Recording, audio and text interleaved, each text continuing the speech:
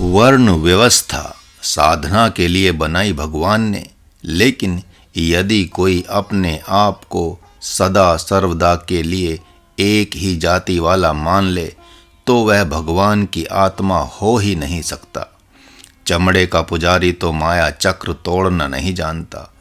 वर्तमान में वैश्य तो खाना जानता है, वह क्या माया चक्र को तोड़ेगा। क्षत्रिय तो अहंकार में युद्ध करना जानता है, उसके लिए माया चक्र को तोड़ना अति कठिन हो गया है। ब्राह्मण शराब पीकर वेद गा रहा है, वह इस माया का उल्लंघन कैसे कर सकता है। हाँ, वह एक पुरुष है जो माया चक्र का उल्लंघन करने में समर्थ होता है। वह है गुरु भक्त, जिसकी कोई जाति ही नहीं होती। किसी जाति वाले ने आज तक तप किया ही नहीं है, क्योंकि यदि जाति वाला तप करता है तो जाति में ही समा जाता है, भगवान में प्रवेश नहीं पाता। हाँ, जिन्होंने अपने आप को भगवान की ही जाति वाला माना एवं जाना है, उन्हीं को आध्यात्मिक योग जप तप ने स्वीकार किया है। महात्मा प्रहलाद, ध्रुव, भगवती शबरी, मीरा, सूरदास, कबीर और भी अन्य संतों ने जाति पाति की व्यवस्था से नहीं बल्कि भगवान की व्यवस्था से भगवान को प्राप्त किया है। आप सभी जानते हैं कि सन्यासी जब अज्ञात हो जाते हैं तो वे अपना भौतिक परिचय देते नहीं। वे यह नहीं कहते कि मैं किस जाति का हूँ, कहाँ का रहने वाला हूँ, किस प्रदेश या गांव का रहने वाला हूँ, बल्कि वे कहते हैं कि मैं भगवान की जाति वाला हूँ। इसी कारण से सर्वत्र विचरता रहता हूँ। शास्त्रों पुराणों में बहुत से ऐसे महात्मा हैं जिनके नाम गांव आदि का कुछ पता है ही नहीं। जो ऋषि पीपल का फल खाकर उपासना करते थे वे पिपलाद नाम से विख्यात हुए। जो खग वृत्ति को धारण कर खेतों में चुने हुए अन्न के दाने खाकर साधना किए थे वे कनाद कहलाए। जो खप्पर में खाए खपड़िया बाबा, जो हंडिया में खाए हंडिया बाबा कहलाए इत्यादि। इन लोगों के नाम गांव आदि का पता है ही नहीं है। आज तक किसी जाति को भगवान नहीं मिला, क्योंकि जाति को तो देवता स्वीकार करते हैं, पितर स्वीकार करते हैं, भगवान तो एकमात्र भक्त को स्वीकार करते हैं।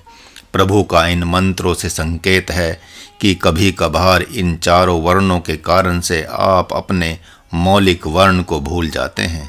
जब आपको अपना मौलिक वर्ण याद आता है तो आप इतने प्रबल सामर्थ्यशाली हो जाते हैं कि अपने त्याग एवं वैराग्य से विषयी माता पिता भाई बांधवों को पराजित कर देते हैं। जीवन में वह क्षण कभी आता है कि जब आप एकमात्र सद्गुरु के होकर अपने बाल बच्चों को त्याग कर प्रकृति को पराजित कर देते हैं। लेकिन यदि वह क्षण सदा बना रहे तो फिर वह दिन दूर नहीं कि जिस दिन आप सदा सर्वदा के लिए भगवान के ही हो जाएं। इतना सुनने के उपरांत भी महात्मा अर्जुन ने चुप्पी नहीं तोड़ी। यद्यपि भगवान ने गुण और कर्म के अनुसार वर्ण व्यवस्था की बात कहकर यह सिद्ध कर दिया कि इस युद्ध के मैदान में द्रोणाचार्य एवं कृपाचार्य क्षत्रिय हैं, ब्राह्मण नहीं। पितामह भीष्म एकमात्र योद्धा हैं, तुम्हारे दादा या परदादा नहीं।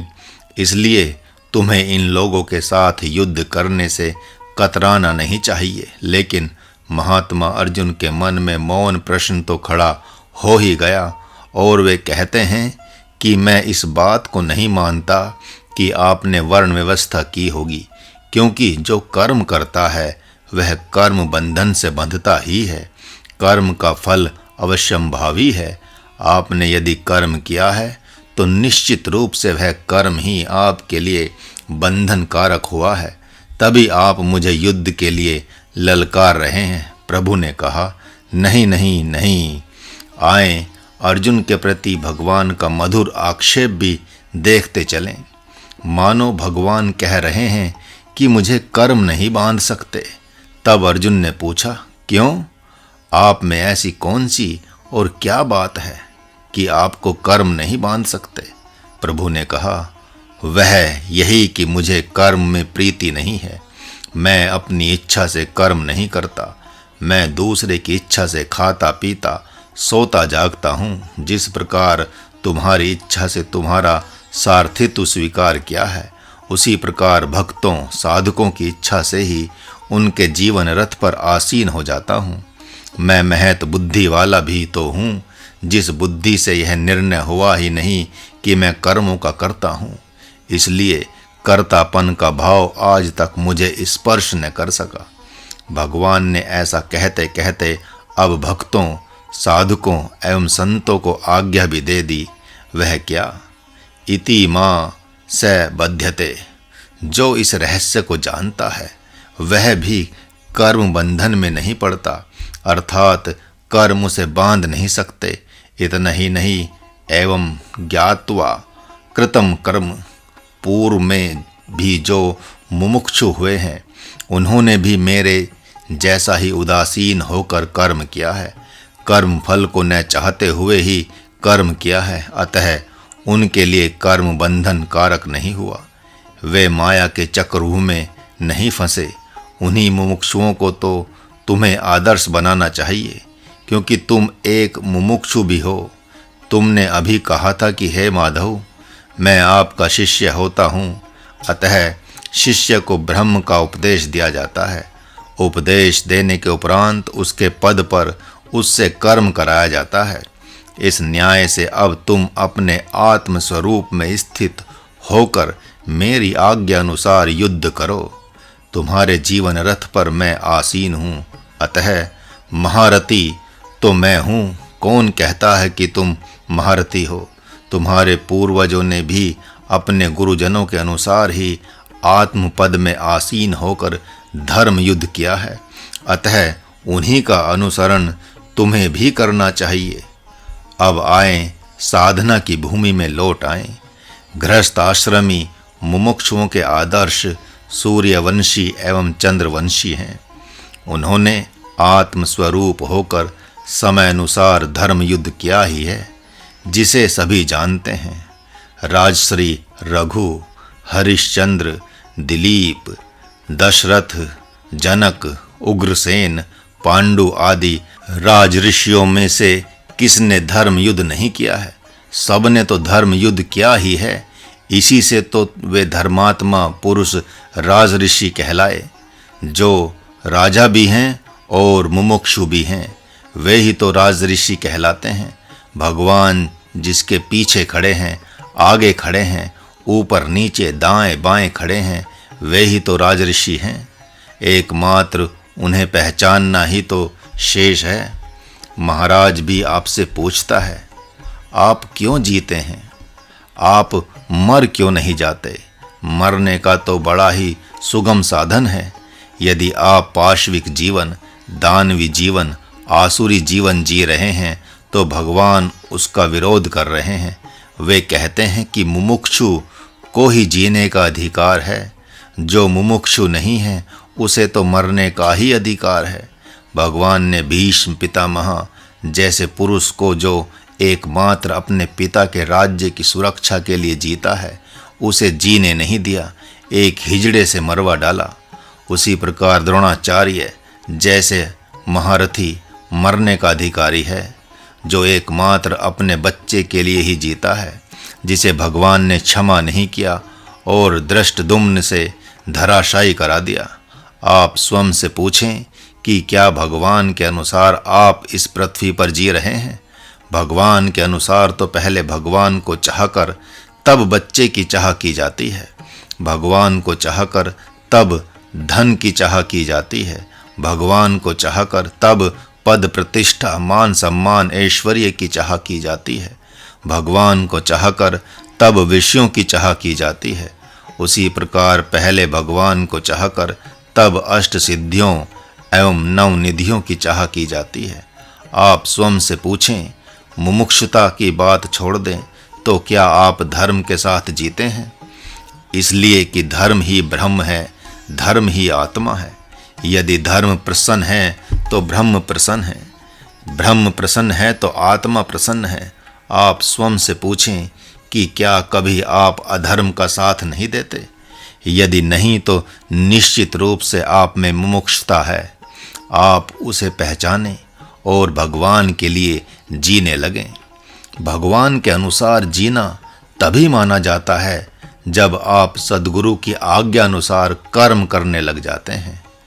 सन 1991 में आत्मानंद के पिता ने उनके छोटे भाई को भी लाकर महाराज को दे दिया और कहा कि या तो आप इसे मेरे घर के योग्य बना दें, इसका व्यवहार घर के अनुकूल कर दें, और या तो आत्मानंद की भांति इसे साधु बना दें। महाराज ने वैसा ही किया। उनके छोटे भाई हिम्मत को वर्ष भर अपने साथ रखकर सम शांत बनाकर घर भेजा। जगत में ऐसे पुरुष भी हैं जो स्वयं तो धर्मात्मा हैं ही तथा चाहते हैं कि हमारे पुत्र पुत्री भी धर्मात्मा ही हों। एक संत की माँ उनके छोटे भाई को लेकर नित्य प्रति उनके दर्शन को जाती थी। एक दिन संत ने कहा, माँ, इसे यहाँ मत लाया करो, अन्यथा यह भी साधु बन गया तो। ऐसा सुनते ही उस साध्वी माँ की आंखें भर आई और उसने कहा, बेटा, मैं इतनी सौभाग्यशाली कहाँ हूँ कि मेरे सभी बच्चे तेरी तरह साधु बन जाएं। एक वृद्ध साधक ने पूछा कि क्या मैं भगवान के लिए मर सकता हूँ? क्यों नहीं मर सकते हैं आप? महाराज ने कहा, लेकिन अभी तो आप जीने योग्य हैं। जब तक भजन हो सके तब तक जिए। हाँ, जब शरीर बिल्कुल साथ छोड़ दे, भयंकर रोग व्याधि से जर्जर हो जाए, तब भगवान से कह दें कि प्रभु, आपके भजन बिना मैं रह नहीं सकता, अतः या तो मेरे शरीर को स्वस्थ करें या तो इसे छोड़ने की प्रेरणा दें। शास्त्रों, पुराणों आदि में प्रायश्चित स्वरूप मृत्यु का विधान बताया गया है।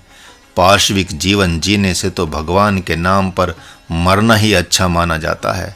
रावण ने मन में सोचा कि ऐसी असुरता आ गई है कि मैं मर भी नहीं सकूंगा, अतः जब मार कर तारने वाला प्रभु ही दरवाजे पर आ गया है तो अब देर कैसी, तो क्यों न उसके ही हाथ मर जाऊं। ऐसा सोचकर उसने जो किया उसे आप सब जानते हैं। उसने उचित ही सोचा। निश्चित रूप से वह आप सब से कहीं अधिक बुद्धिमान था, जो भगवान के हाथों भगवान के लिए ही मरना चाहता था। आप सब भी तो जानते ही हैं कि गंगा में डूबकर मरने वाला अधोगति को नहीं जाता, जबकि कहीं अन्यत्र डूबकर मरने वाला अधोगति को चला जाता है। तो आप भी अपने विषय में विचार करें। भगवान के अनुसार तो आप मुमुक्षु होकर ही जिएं, अन्यथा पृथ्वी के भार ही हैं आप, ऐसा समझ लें और काल दंड की प्रतीक्षा करें। वह शीघ्र ही आपकी तरफ आने वाला है। इतना सुनकर भी जब महात्मा अर्जुन ने कुछ भी नहीं कहा, तब भगवान ने पुनः कर्म अकर्म की बात प्रारंभ कर दी। हे पार्थ, कर्म अकर्म क्या है? अब मैं तुम्हें इसका स्वरूप भली प्रकार बताता हूँ, जिसे जानकर तुम अच्छी प्रकार इस माया में अशुभ संसार से शीघ्र ही मुक्त हो जाओगे। जो बुद्धिमान पुरुष कर्म अकर्म के स्वरूप को भली भांति जानते हैं, वे भी कभी कभार कर्म अकर्म के चक्कर में फंसते देखे जाते हैं। इसलिए तुम्हारे जैसे मुमुक्षों को कर्म अकर्म के साथ साथ विकर्म को भी जानना चाहिए, क्योंकि कर्म का स्वरूप अति गहन है।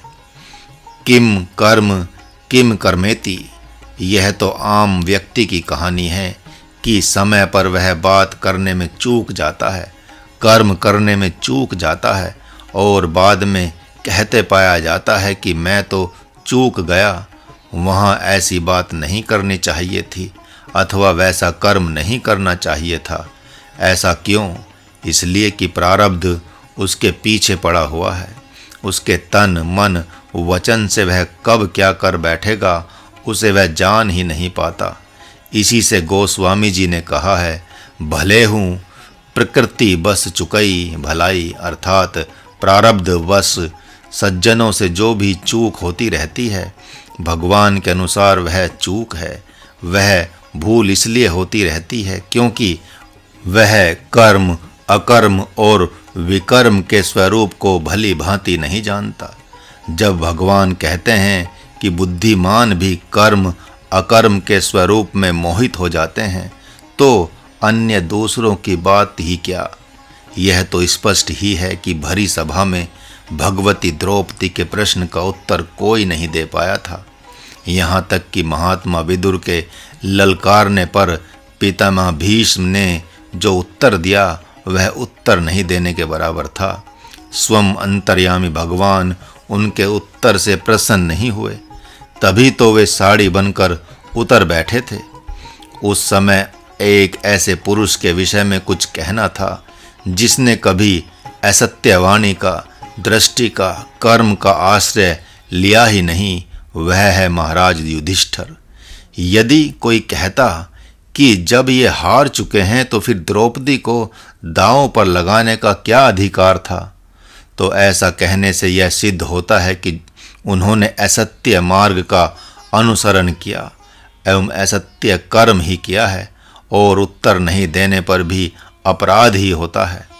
परिणाम हुआ कि एक महात्मा विदुर और दूसरा दुर्योधन का छोटा भाई विकर्ण कहते रहे कि युधिष्ठिर जैसे महापुरुष को द्रौपदी को दांव पर रखने का अधिकार नहीं था। वह कोई वस्तु नहीं थी। रही बात अर्धांगिनी होने की, तो उस न्याय से भी उसे दांव पर रखने का अधिकार उन्हें नहीं था, क्योंकि वह कुछ काल के लिए अर्धांगिनी होती है, न कि सदा सर्वदा के लिए। विवाह के पूर्व तो वह बहन ही होती है, तथा मृत्यु के उपरांत भी वह पराई हो जाती है या आत्मा ही हो जाती है। इतना ही नहीं, वह वामांग होकर भी अपने मौलिक अधिकार को सुरक्षित रखती है। तभी तो चाहे जब वह भी पति से संन्यास लेने का अधिकार ही रखती है। महाराज युधिष्ठिर ने तो उसके मौलिक अधिकार का ही हनन कर दिया, जो उनके द्वारा महाअपराध माना गया है, जिसका दंड प्रकृति ने खूब दिया है। वह क्या, यही कि कौरवों के ही नहीं बल्कि पांडवों के भी बाल बच्चे काल के गाल में समा गए। अतः भगवान ने यह कहकर महात्मा अर्जुन को सावधान करना चाहा कि कर्म को भी सद्गुरु से ही जानना चाहिए, अकर्म तथा विकर्म को भी सद्गुरु से ही जानना चाहिए, क्योंकि कर्म की गति अति गहन, जो कर्म की गहनता को लांघकर आत्मज्ञान को प्राप्त कर लिया है, वही समय अनुसार कर्म की गति को, स्वरूप को बता सकता है। विकर्म की बात भगवान ने इसलिए खड़ी की है क्योंकि शास्त्र संकेत करता है, उसके संकेत को सभी तो समझ सकते नहीं, अतः सद्गुरु उस संकेत को खोलकर स्पष्ट कर देता है। आपके साथ भी कोई विषम परिस्थिति आ जाए जिसका उत्तर शास्त्र पुराण में अवश्य होगा, लेकिन आप उसे जान नहीं पाएंगे, वैसी अवस्था में सद्गुरु द्वारा दिया हुआ निर्णय काम आ जाएगा। आश्चर्य की बात तो लगभग सबके लिए है कि जिस प्रकार सभी पुरुषों का स्वरूप अलग है, वाणी अलग है, उसी प्रकार सच्ची घटनाएं अलग अलग घटती हैं। किसी भी घटना का स्वरूप पूर्व की घटित घटनाओं के साथ ही नहीं होता। हाँ, पूर्व की घटना की छाया अवश्य रहती है। जैसे कोई अपने कुल पुरोहित को यह समझकर त्याग दे कि अर्जुन ने भी तो अपने कुल गुरु का त्याग कर दिया था, तो ऐसा सोचना महामूर्खता होगी, क्योंकि यह भी देखना होगा कि आप अर्जुन हैं या नहीं, तथा गुरुदेव आपके असुरों के साथ हैं या नहीं। यदि ऐसा नहीं है तो अपने साथ हुए कुछ दुर्व्यवहार को देखकर उनका त्याग नहीं कर सकते, तो क्या कर सकते हैं? इसी का उत्तर अब महात्मा अर्जुन मांग रहे हैं। मास परायण 8वां विश्राम, अर्धमास परायण 4था विश्राम।